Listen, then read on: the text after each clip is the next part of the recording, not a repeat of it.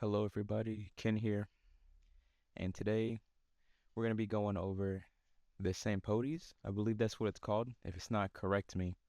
So this is a hammer and it comes with Duviri, or what came with Duviri, and it is an absolute monster. So you might have heard of it before because with the new event that just ended, Belly the Beast, a lot of people used it with Zephyr to one-shot the boss.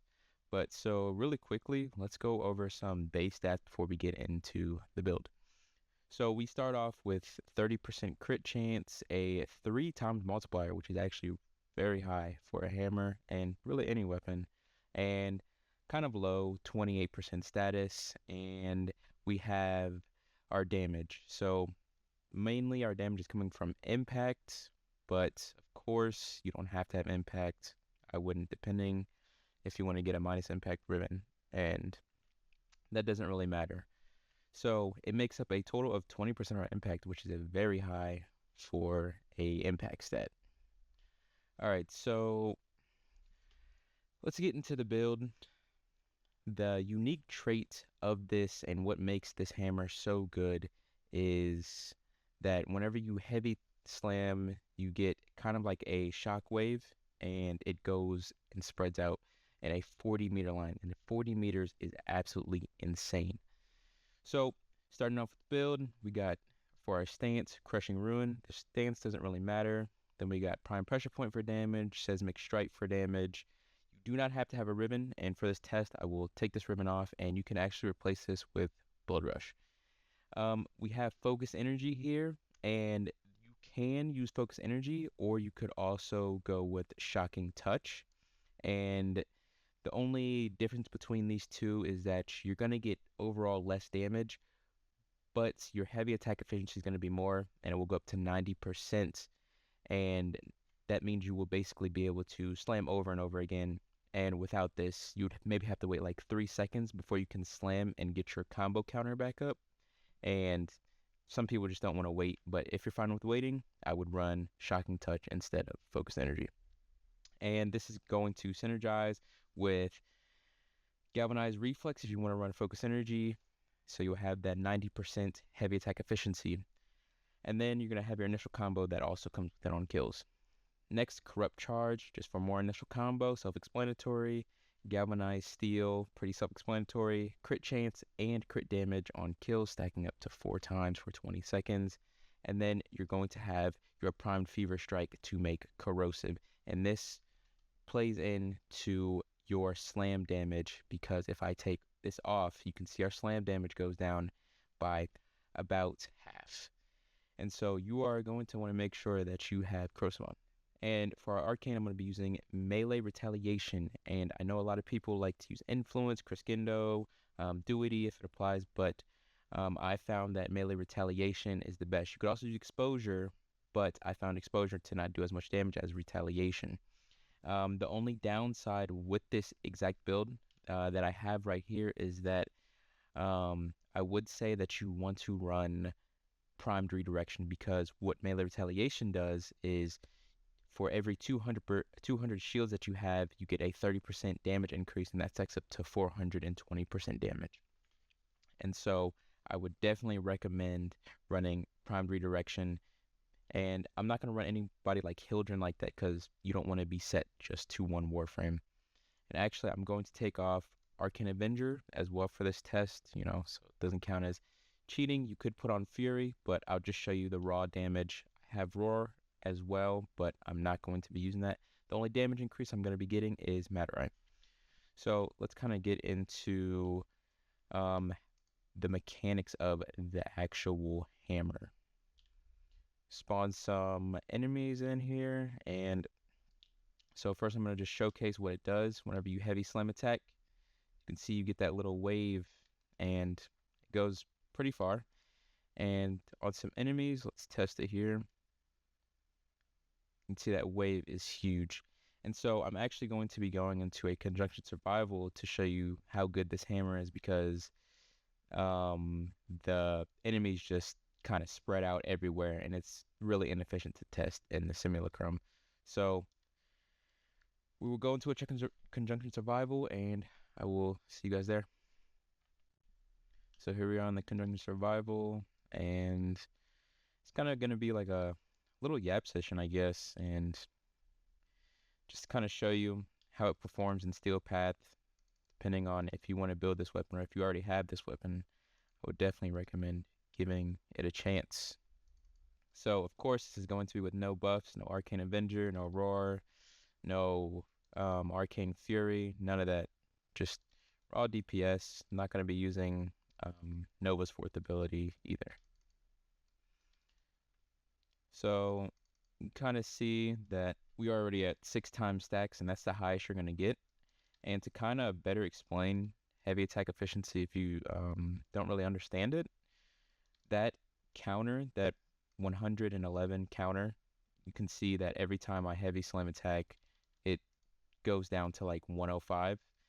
So if I took off, I believe Focused Energy is what it was called, and then I would have put on Stormbringer, it would probably go down to like 50, 50 times, and your damage multiplier would not count. So like if you're running Blood Rush, which you are running on this build, so severely hurting your crit chance as well. That's kind of the reason to run heavy attack. But this weapon is a very fun weapon, and it compares to Magistar in a lot of ways. Of course, Magistar is better. It's going to do a lot more damage, and that's because it's an Incarnate. You really can't compete with Incarnates right now. But some weapons can, and I will say it does compete with it in certain things. So I think it's better for Acolytes than the Magistar, but some people would disagree. Magistar, just from my testing in a 4-man squad, these are just all tested in a 4-man squad because the Acolyte has way more health than in a 1-man. The Magistar sometimes will leave the Acolyte close to one shot, but the Sampotes, I noticed that since it has multiple waves of damage, and they do a pretty good amount of damage, as long as you hit all of the waves, the Acolyte dies in one shot, and this is without any major buffs as well. So I think that is a good plus side. And honestly, I know some people just get tired of using Incarnates, but they're both very fun weapons, don't get me wrong. But I personally just find the Sampotes to be more fun because it has like a gimmick, and gimmicks are just more appealing to me.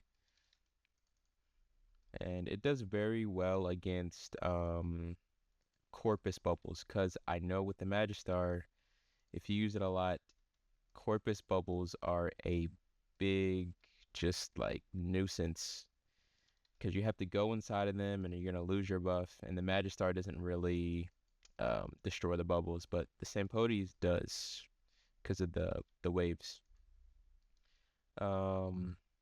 It's definitely a good weapon as well for just if you need to clear Steel Path still, Star Chart, it is great for that. Or if you just simply don't have the Magistar Incarnate yet, I would say this is a very good replacement or just temporary replacement if you're going to get it. Another weapon that is also similar to this is the Tenet Exec. I would say the Tenet Exec, it would probably, in my opinion, go from a fun to damage ratio. I would say it would go the Sampotes, the Magistar, and then the Tenet Exec. The Tenet Exec does more damage than the Sampotes, but that's because it is a Tenet weapon as well. And but the waves are shorter and a little bit more compact. So that's the only downside to it. But it does do more damage overall. I actually haven't tested melee retaliation with it, but I would assume it would do pretty good. So here comes the Acolyte, and you can kind of see, you will see how good it is against Acolyte.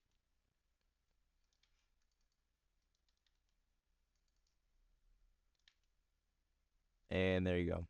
absolutely one shot. So didn't even hit all of the waves because he died so quickly. It only hit one wave. And so you could imagine in a four-man squad, if you were to take this exact build with no buffs, it would maybe get him down to, I would say, a little bit over, or a little bit before half health, something like that.